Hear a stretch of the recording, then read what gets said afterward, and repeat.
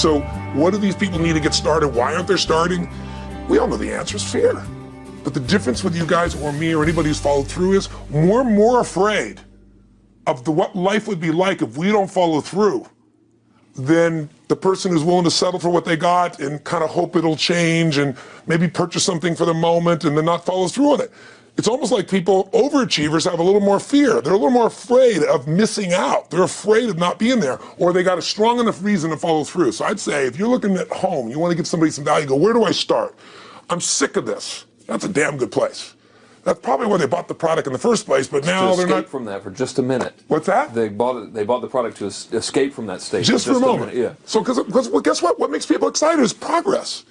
You don't have to be at the goal yet to feel alive again. You have to make progress. And the first step to progress is making a decision and buying the product. But then they don't do the second step, which is open the damn thing up. I think another powerful distinction that you're hitting on here is the fact that a lot of people that have breakthroughs in their lives, like including Frank and I both in different, success stories, situations, whatever you want to call them, is that, people typically hit rock bottom before that must is a reality. You're right. So in thinking of that, because a lot of things as well, like we hear in marketing, like if you had a gun to your head right now and you had to make money in the next, 48 hours, what would you do?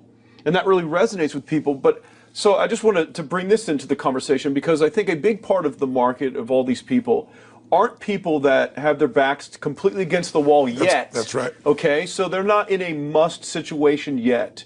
They're in a desire situation where they're okay in their lives. They do have big dreams and ambitions. They do want greater things, but it's not pushing them yet to the point where they will do what it takes to master something. Must. So what do you think? How did people go from not having their backs against the wall when they have no choice to say, I'm totally sick of this, to conditioning their minds to go from their situation where they are, which may be okay, to getting something greater? Well, think about this. What pisses you off and what excites you is all relative. $300 a week, no, $2,500 excites him more, that memory to this day, than even the $1 million, he did in his first 24-hour version, right? Or you breaking the 4 minute mile, $1 million. That must have been out of your mind. Tell me about that for a second. What did that feel like? You make $1 million in 24 hours. Nobody in history of the internet's done it. Euphoria. Yeah. It's unbelievable.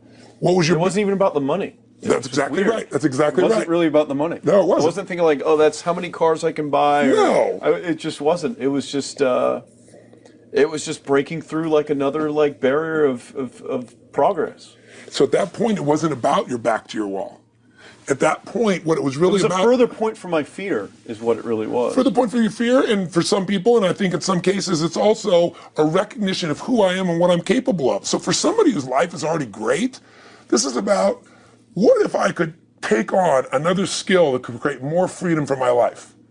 And just saying, I'm not having to go out and try and do it all perfectly right now. What I'm going to do for the next 8 weeks, I'm going to create a little ritual.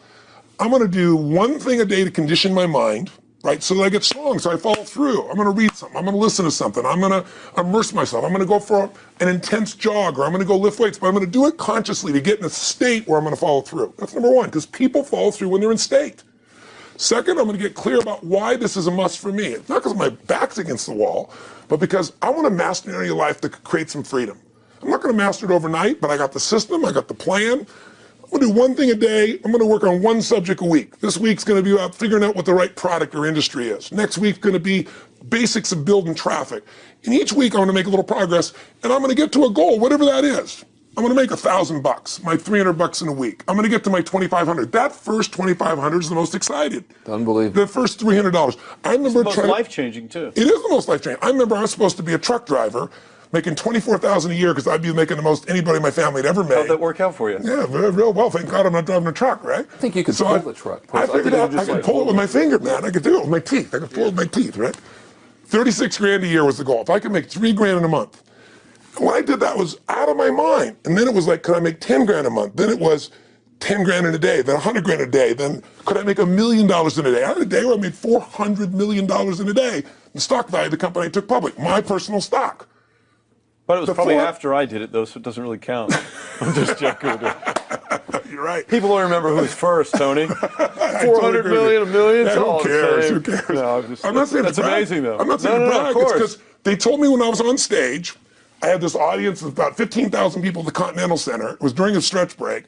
I was doing what I loved, rocking the house. Everybody's going crazy. And they go, the stock's worth $400 million right now. I was like, wow, that's cool. It's like, okay, I don't want to sound stupid. It's like, what's next? And I went right back to what I loved. Once you break through, then it just becomes a game. The people that are getting your products have not yet broken through in most cases. The breakthrough happens by conditioning your mind every day, by feeding it a role model or a story. It's putting yourself in a peak state where you follow through by getting physically strong. It's creating a little ritual of doing a little bit each day, and then you get momentum. But the most important thing of all is what we started out with. Why? Absolutely. Why is it a must for you? It doesn't have to be you're against the wall, but it has to be something you're hungry for, because the only difference in people is hunger. And if you're not hungry, get around people that are hungry and something will hit you.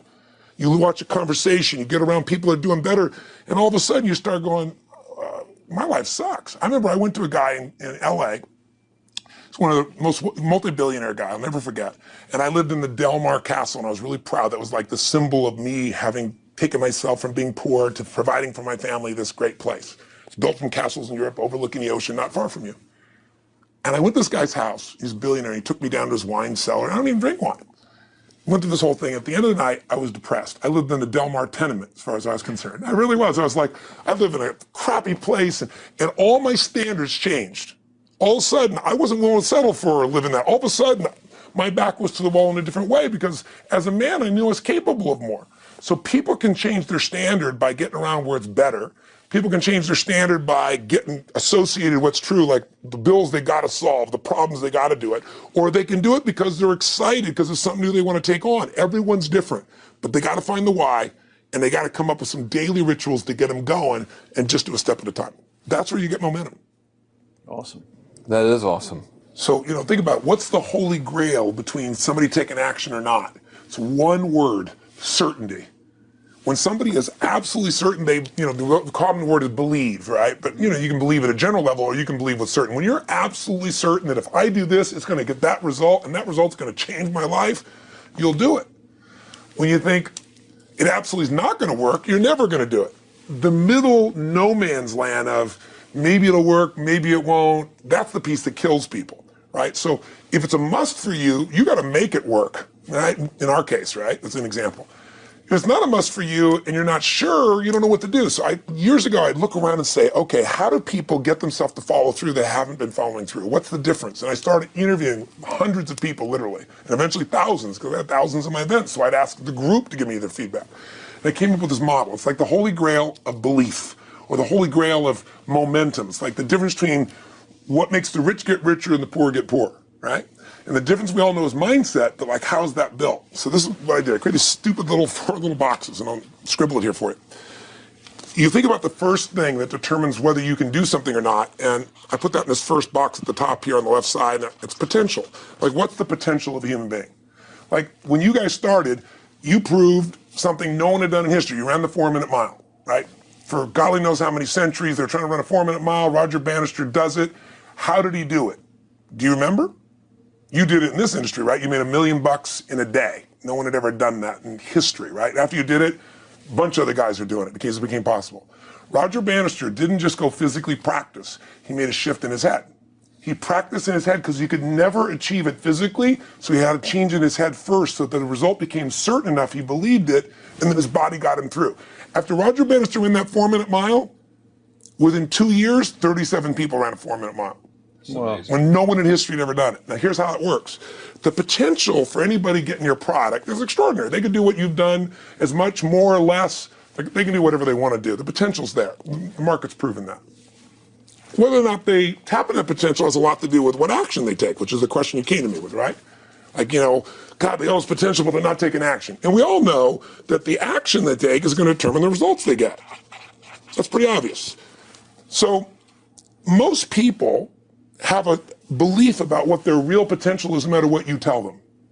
And that affects how much action they take. And of course that affects the result. And then ironically, that result reinforces their belief. And then that belief affects it. So I'll give you an example. Let's say a person has unlimited potential, we all agree. but they take little action, little results. Why? Because they have to start with a problem with their belief. They don't believe it's really going to happen for me. Maybe for Frank Kearns because he's got the cool hair and stuff, or maybe it's for you because you're so driven, but it's not me. Maybe Tony Robbins because he's a freak, got these big teeth. Whatever their thought process is, right? They got this thing, right?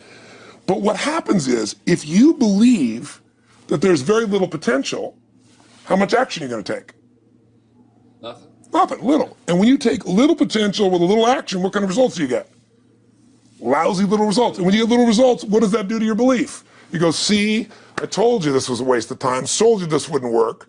And then what happens? You tap even less potential, you take even less action, you get even worse results, and your belief gets even weaker. And this sucker feeds on itself until you are in a downward spiral. It's poisonous. It's poisonous and it's self-fulfilling. Now, what if something could happen that could come along and fill you with a sense of absolute certainty? Not like I believe, but where you know. In you guys' case, mine as well, we knew because we had to.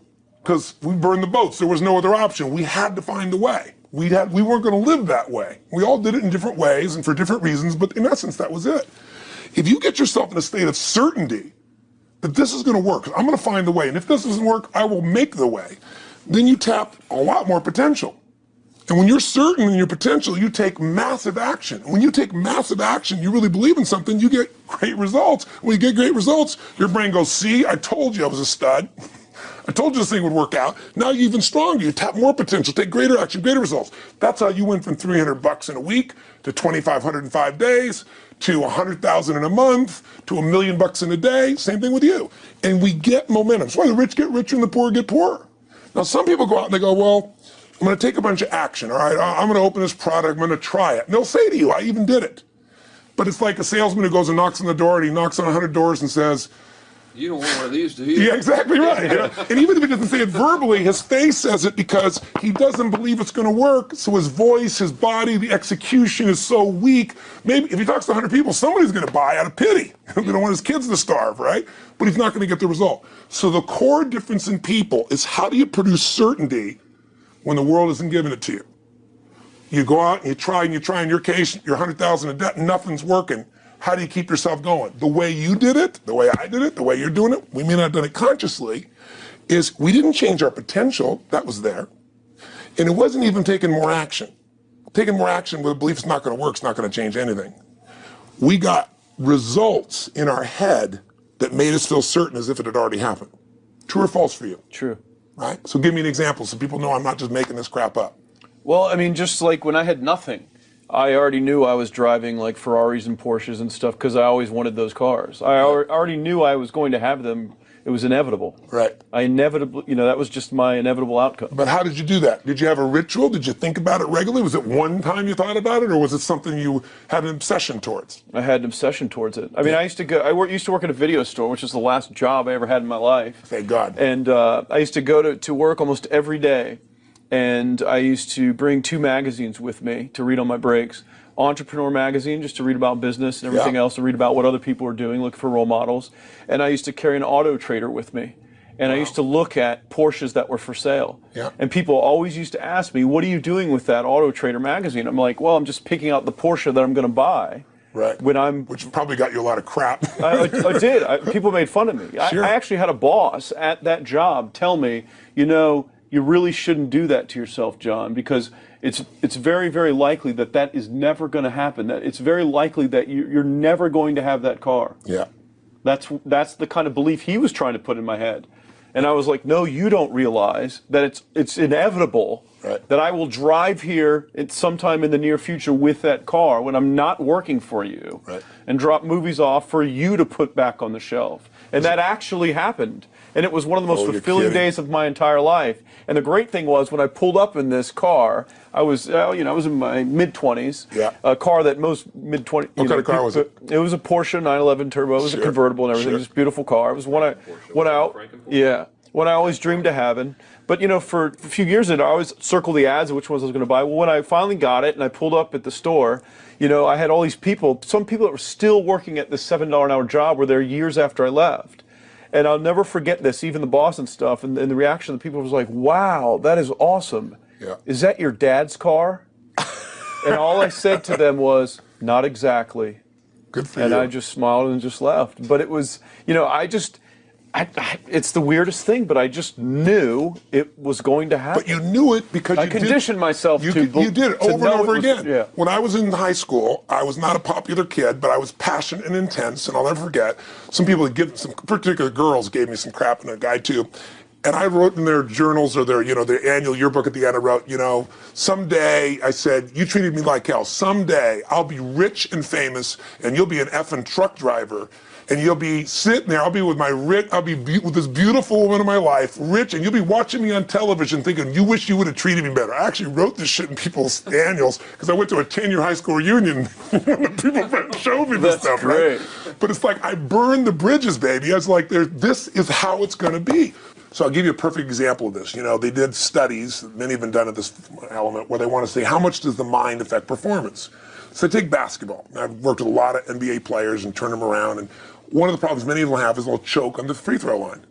Well, everybody knows in that case, if you normally shoot really well and now you're not, something's interfering, something's getting in front of your state, some uncertainty, right? Obviously. So they take a group and say, we're going to make them better. How do you make somebody better who has got this mental block? So they take a group of guys and they're going to do free throws, and they do one group where they just practice for 6 weeks. Totally intense practice, and I forget the number of free throws, but they got to do this many free throws every day. Take a second group, and they have them not practice at all. Obvious. And they take a third group, and they don't let them touch a basketball.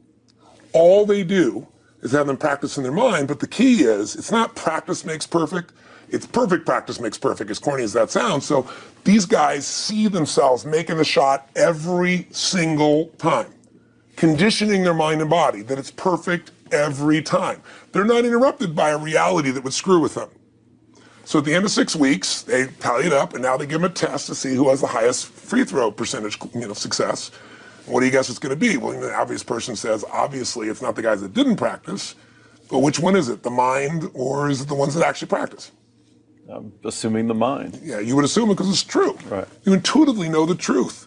That practicing's not enough. It's getting yourself so certain so many times that now when you go to do it, there's no hesitancy and you execute. It's having that absolute certainty that makes you tap your full potential, take massive action, get massive results, be reinforced having stronger belief. This is what makes somebody a star at anything.